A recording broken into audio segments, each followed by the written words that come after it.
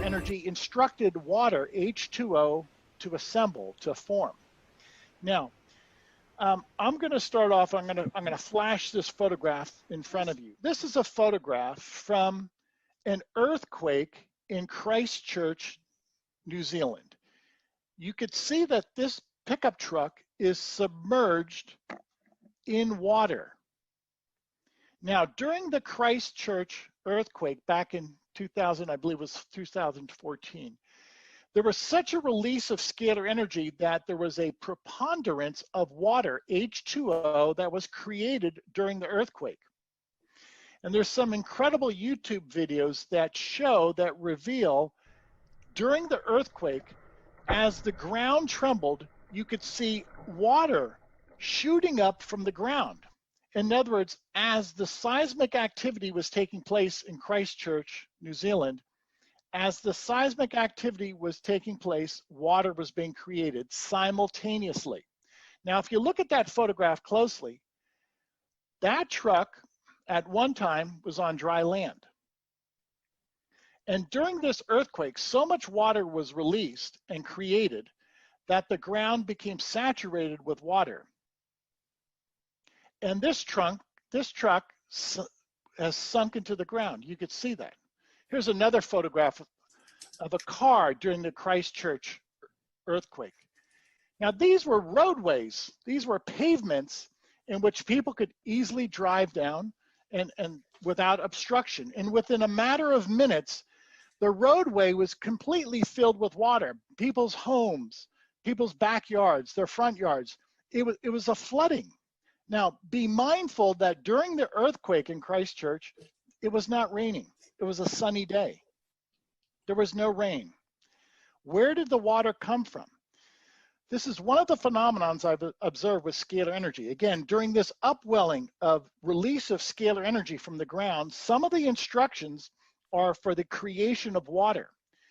And we call that process liquefaction. Out of the blue, you'll have streams of water where you've never had water before. Here's another example. This is an example of liquefaction in Taiwan. There was an earthquake in Taiwan.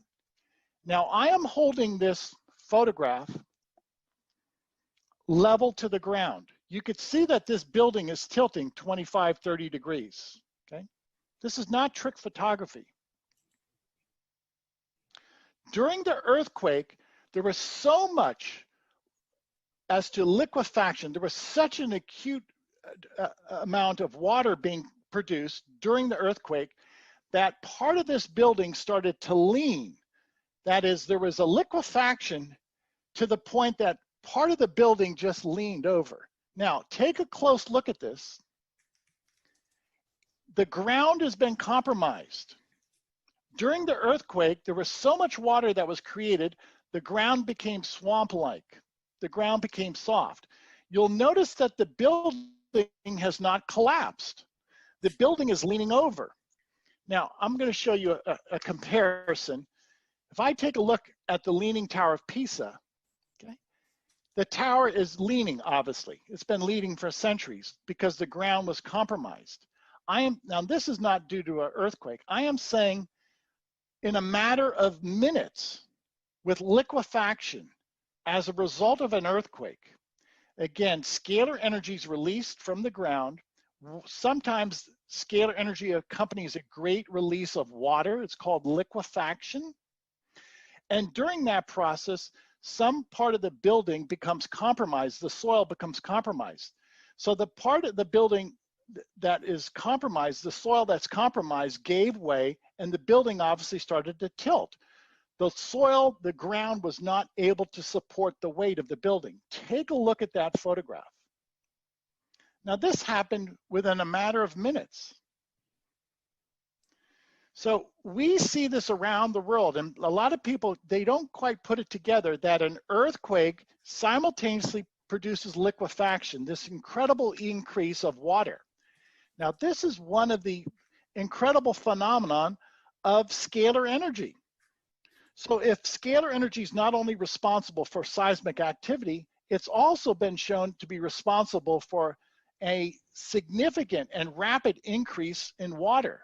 to the point that it can compromise buildings, to the point that some buildings tilt. Here's another photograph of that building in Taiwan. It just leaned over. Now this has happened in places like San Francisco. This has happened in places like Turkey. It happens around the world. It's happened in places like, I know in Japan. So I find all of this fascinating. So I'll open up the line